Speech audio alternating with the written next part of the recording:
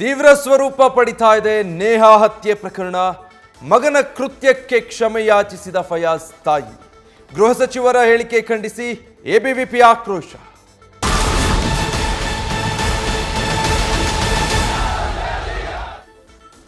ಹುಬ್ಬಳ್ಳಿ ವಿದ್ಯಾರ್ಥಿನಿ ನೇಹಾ ಹಿರೇಮಠ್ ಭೀಕರ ಹತ್ಯೆ ಕೇಸ್ಗೆ ಸಂಬಂಧಪಟ್ಟ ಹಾಗೆ ಮಗನ ಕೃತ್ಯಕ್ಕೆ ರಾಜ್ಯದ ಜನತೆಯ ಕ್ಷಮೆ ಯಾಚಿಸಿದ್ದಾರೆ ಫಯಾಜ್ನ ತಾಯಿ. ನೇಹಾ ಹತ್ಯೆಗೈದ ಫಯಾಜ್ನ ಕೃತ್ಯಕ್ಕೆ ತಾಯಿ ಮಮತಾಜ್ ಕ್ಷಮೆ ಯಾಚಿಸಿದ್ದಾರೆ. ಫಯಾಜ್ನ ತಾಯಿ ಮಮತಾಜ್ ಮೊದಲು ನೇಹಾನೇ ಫಯಾಜ್ಗೆ ಪ್ರಪೋಸ್ ಮಾಡಿದ್ದು ಅಂತ ಕೂಡ ಹೇಳಿದ್ದಾರೆ. ನನ್ನ ಬಳಿ ಅವನು ಹೇಳಿದಾಗ ಲವ್ ಬೇಡ ಅಂತ ನಾನು ಹೇಳಿದ್ದೆ. ನೇಹಾ ತುಂಬ ಒಳ್ಳೆ ಹುಡುಗಿ, ಅವನಿಗೆ ತಕ್ಕ ಶಿಕ್ಷೆ ಆಗಬೇಕು ಅಂತ ನ್ಯೂಸ್ ಫಸ್ಟ್ಗೆ ಹಂತಕ ಫಯಾಜ್ ತಾಯಿ ಮಮತಾಜ್ ಹೇಳಿಕೆ ಕೊಟ್ಟಿದ್ದಾರೆ. ಇನ್ನು ನೇಹಾ ಹತ್ಯೆ ಮಾಡಿದ್ದ ಫಯಾಜ್ ತಾಯಿ ಮಮತಾಜ್ರನ್ನ ನಮ್ಮ ಪ್ರತಿನಿಧಿ ವಿನೋದ್ ಮಾತಾಡಿಸಿದ್ದಾರೆ. ಏನು ಹೇಳಿದ್ದಾರೆ ನೋಡಿ. ಹುಬ್ಬಳ್ಳಿಯಲ್ಲಿ ನಡೆದ ನೇಹಾ ಹತ್ಯಾಕಾಂಡಕ್ಕೆ ಈಗಾಗಲೇ ಏನು ರಾಷ್ಟ್ರ ವ್ಯಾಪ್ತಿಯಲ್ಲಿ ಈಗಾಗಲೇ ಸಾಕಷ್ಟು ಸದ್ದು ಮಾಡಿರುವಂಥದ್ದು. ಈ ಹಿನ್ನೆಲೆಯಲ್ಲಿ ಏನು ಆರೋಪಿ ಫಯಾಜ್ ಇದ್ದಾನೆ, ಆ ಫಯಾಜ್ನ ತಾಯಿ ನಮ್ಮ ಮುಂದಿಗಿದ್ದಾರೆ. ಅವ್ರ ಜೊತೆ ಮಾತಾಡಿಸುವಂಥ ಪ್ರಯತ್ನವನ್ನು ಮಾಡೋಣ. ಮೇಡಮ್, ಸಾಕಷ್ಟು ಕ್ರೂರವಾಗಿ ನೇಹಾಳನ್ನ ಕೊಂದಿರುವಂಥದ್ದು, ಇದಕ್ಕೇನು ಹೇಳ್ತೀರಿ? ಇಲ್ಲ ಸರ್, ಸಾಕಷ್ಟು ಕ್ರೂರವಾಗಿ ಅವನು ನೇಹಾಳನ್ನು ಕೊಂದಿದ್ದಾನೆ ಸರ್. ಆ ಮಗು ಪಾಪ, ಅವಳಿಗಿಂತ ಒಂದು ಅನ್ಯಾಯ ಆಗಬಾರ್ದಾಗಿತ್ತು. ಬಟ್ ಏನೋ ಒಂದು ಕೆಟ್ಟ ಗಳಿಗೆ ಅವನ ಕೈಲಿಂದ ಅದು ಆಗಿಬಿಟ್ಟಿದೆ ಸರ್. ಆಗಬಾರ್ದಾಗಿತ್ತು, ಆಗಿದೆ. ಬಟ್ ಆ ಮಗು ಅದು ಎಷ್ಟೊಂದು ವಿಲಿ ಅಂತ ಒದ್ದಾಡಿರುತ್ತೋ, ಆ ಮಗು ಪ್ರಾಣ ಬಿಡಬೇಕಾದ್ರೆ ಅದರ ಎಷ್ಟು ಕಷ್ಟ ಆಗಿರುತ್ತೋ ಸರ್. ನನಗೆ ಅದನ್ನು ಟಿ ವಿಯಲ್ಲಿ ನೋಡಿ ನಾನು ಅಲ್ಲೇ ಕುಸಿದು ಬಿದ್ದಿದ್ದೀನಿ ಸರ್. ಮನೆಯಲ್ಲಿ ನನ್ನ ಮಗಳು ಕೂಡ ಮನೆ ಇರಲಿಲ್ಲ, ನಾನು ಒಬ್ಬಳೇ ಇದ್ದೆ. ನನ್ನ ಪಕ್ಕದ ಮನೆಯವರು ಬಂದು ನನ್ನ ನೀರು ಬಿಡದೆ ಎಬ್ಸಿದ್ದಾರೆ ಸರ್. ಅದು ತಪ್ಪು ಸರ್, ಅವ್ನು ಮಾಡಿರೋದು ತಪ್ಪು. ಈ ವಿಷಯ ನಿಮ್ಗೆ ಹೇಗೆ ಗೊತ್ತಾಗಿದ್ದು ಮೇಡಮ್? ಯಾವಾಗ ಗೊತ್ತಾಗಿದ್ದು? ನಿಮ್ಗೆ ಏನು ಅನಿಸ್ತವಾಗ? ಸರ್, ನನಗೆ ಅದಕ್ಕೆ ಮುಂಚೆ ನನಗೇನು ಗೊತ್ತಿರಲಿಲ್ಲ. ನಮಗೆ ತುಂಬ ಪರಿಚಯದವರೊಬ್ಬರು, ಅವರು ಟಿ ವಿ ನ್ಯೂಸ್ ನೋಡಿದ್ರು, ಏನೋ ಗೊತ್ತಿಲ್ಲ. ನನಗೆ ಎಲ್ಲಿದ್ದೀರಾ ಮೇಡಮ್ ಅಂತ ಫೋನ್ ಹಚ್ಚಿದ್ರು. ಸರ್, ನಾನು ಮನೆಯಲ್ಲೇ ಇದ್ದೀನಿ ಅಂತಂದರೆ, ಏನಾದರೂ ವಿಷಯ ಗೊತ್ತಾ? ಏನೂ ಇಲ್ಲ ಸರ್. ಯಾಕೆ ಅಂತಂದರೆ, ಮೇಡಮ್ ಸ್ವಲ್ಪ ಟಿ ವಿ ನ್ಯೂಸ್ ಹಚ್ಚಿ ನೋಡಿ ಅಂತಂದರೆ, ಯಾಕೆ ಏನಾಯಿತು ಅಂತ ನಾನು ಗಾಬರಿ ಆದೆ ಸರ್.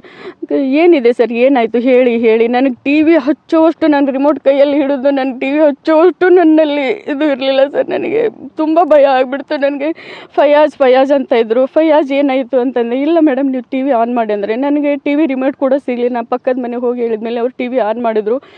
ಅಷ್ಟರಲ್ಲಿ ಫಯಾಜ್ ನೇಹಾಳನ್ನು ಕೊಲೆ ಮಾಡಿದ್ದಾನೆ ಅಂತ ನಾನು ರೀಲ್ಸ್ ನೋಡಿದೆ ಸರ್. ಆವಾಗಲೇ ನನಗೆ ತುಂಬ ಭಯ ಆಗಿಬಿಡ್ತು ಸರ್. ಫಯಾಜ್ ಮನೆಯಿಂದ ಬರೀ 5 ದಿನ ಆಗಿದೆ ಸರ್. ಅವನು 13ನೇ ತಾರೀಕಿಗೆ ಹೋಗಿದ್ದಾನೆ. ನಾನೇನಾದರೂ ಕೆಲಸ ಹುಡ್ಕೊಂಡು ಹೋಗ್ತೀನಮ್ಮ, ನನ್ನ ಮನೆಯಲ್ಲಿ ಕೂತ್ಕೊಂಡು ಬೇಜಾರಾಗಿದೆ, ನಾನು ಹೋಗ್ತೀನಿ, ಕೆಲಸ ಹುಡ್ಕೊಂಡು ಹೋಗ್ತೀನಿ ಅಂತ ಹೋದವನು ನನಗೊಮ್ಮೆ ಟಿ ವಿಯಲ್ಲಿ ನೋಡಿದೊಳಗೆ ನಾನು ತುಂಬ ಗಾಬರಿ ಆಗಿಬಿಟ್ಟೆ ಸರ್. ನನ್ನ ಮಗ ಇಂಥ ಕೃತ್ಯ ಎಸಗಿದಾನ. ನಾವು ಬೇರೆ ಮಕ್ಕಳು ಯಾರ್ಯಾರ್ದು ಎಲ್ಲೆಲ್ಲಿದೋ ಏನೇನೋ ನ್ಯೂಸ್ ನೋಡ್ತೀವಿ, ಆದರೆ ನನ್ನ ಮಗನೇ ಇವತ್ತು ಟಿ ವಿಯಲ್ಲಿ ಬರೋವಾಗ ನಾವು ತಲೆ ತೆಗೆಸುವಂಥ ಕೆಲಸ ಮಾಡಿಬಿಟ್ನಲ್ಲ ನನ್ನ ಮಗ ಅಂತ ನನಗೆ ತುಂಬ ನೋವಾಯಿತು ಸರ್. ಫಯಾಜ್ ಮತ್ತು ನೇಹಾ ನಡುವೆ ಯಾವ ರೀತಿಯಾದಂಥ ಸಂಬಂಧ ಇದೆ? ಅವರು ಒಳ್ಳೆ ಫ್ರೆಂಡ್ಸ್ ಆಗಿದ್ದರು ಸರ್. ಪಾಪ ಮಗುನು ಕೂಡ ಅಷ್ಟೇ ಒಳ್ಳೆ ಹುಡುಗಿ ಸರ್. ಅವಳು ಒಳ್ಳೆ ಫ್ರೆಂಡ್ಶಿಪ್ ಇತ್ತು. ನಾನು ಹೇಳಿದೆ, ನೋಡಪ್ಪ ಫ್ರೆಂಡ್ಲಿ ಆಗಿ ಇರ್ರಿ, ಒಳ್ಳೆ ಒಂದು ಫ್ರೆಂಡ್ಶಿಪ್ ಇಟ್ಕೊಳ್ರಿ. ಬಟ್ ಯಾವುದಕ್ಕೂ ನೀನು ದುಡ್ಕೋಕೆ ಹೋಗಬೇಡ, ಯಾವ ರೀತಿನೂ ಮುಂದೆ ಹೋಗಬೇಡ. ನೀನು ಒಳ್ಳೆ, ಅವಳು ಜಾನ ಇದ್ದಾಳೆ, ನೀನು ಜಾನ ಇದ್ದಿ, IAS ಮಾಡಿರಿ ಇಬ್ಬರು ಅಂತಲೂ ನಾನು ಹೇಳಿದ್ದೆ. ನೋಡಿ, ಅವರಿಬ್ಬರ ನಡಕ್ಕೆ ಏನಾದರೂ ಪ್ರೇಮ ಏನಾದರೂ? ಅವರಿಬ್ಬರಲ್ಲಿ ಲವ್ ಇತ್ತು ಸರ್, ಲವ್ ಇತ್ತು. ಹೇಳ್ತಿದ್ದ, ಮಮ್ಮಿ ಅವಳು ನನಗೆ ಲವ್ ಮಾಡ್ತಾ ಇದ್ದಾಳೆ ಮಮ್ಮಿ, ನಾನು ಬೇಡಪ್ಪ ಅಂತಲೂ ಹೇಳಿದ್ದಾರೆ. ಬಟ್ ಅವನು, ಇಲ್ಲ ಮಮ್ಮಿ ನಾನು ಹೇಳಿದ್ರು ಕೇಳ್ತಾ ಇಲ್ಲ ಮಮ್ಮಿ ಅಂತಂದ.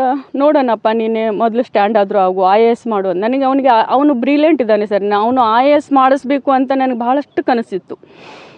ಅವರಿಬ್ಬರು ಭೇಟಿ ಹೇಗಿತ್ತು ಮೇಡಮ್? ಎಲ್ಲಿ ಭೇಟಿ ಆಗಿದ್ದು ಅವರಿಬ್ಬರು?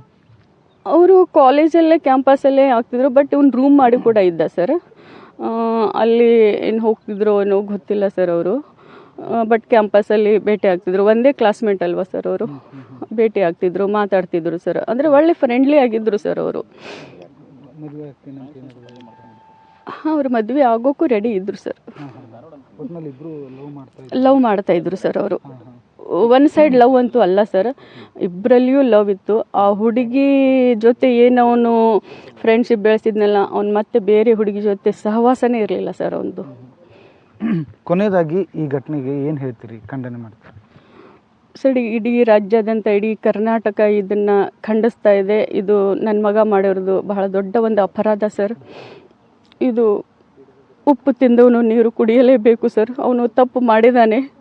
ಅವನಿಗೆ ಆ ತಪ್ಪಿಗೆ ಈ ನೆಲ, ಈ ಒಂದು ಕಾನೂನು ಅವನಿಗೆ ಏನು ಒಂದು ಕ್ರಮ ಕೊಡುತ್ತೋ ಆ ಒಂದು ಅವನಿಗೆ ಒಂದು ಶಿಕ್ಷೆ ಕೊಡಲಿ ಸರ್. ಅವರು ಕೊಡ್ತಕ್ಕಂಥ ಒಂದು ಶಿಕ್ಷೆ ನಾನು ಒಪ್ಕೊಳ್ತೀನಿ. ಅವನು ಆ ಶಿಕ್ಷೆನ ಅನುಭವಿಸ್ಲಿ ಸರ್. ಅವನಿಗೂ ಅದು ಒಂದು ಕೊಲೆ ಮಾಡೋದು ಎಷ್ಟು ಅಪರಾಧ. ಯಾಕಂದರೆ ನಾವು ಒಬ್ಬರನ್ನು ಕೊಲೆ ಮಾಡೋ ಒಂದು ಇದು ನಮಗೆ ಇರಲ್ಲ ಸರ್.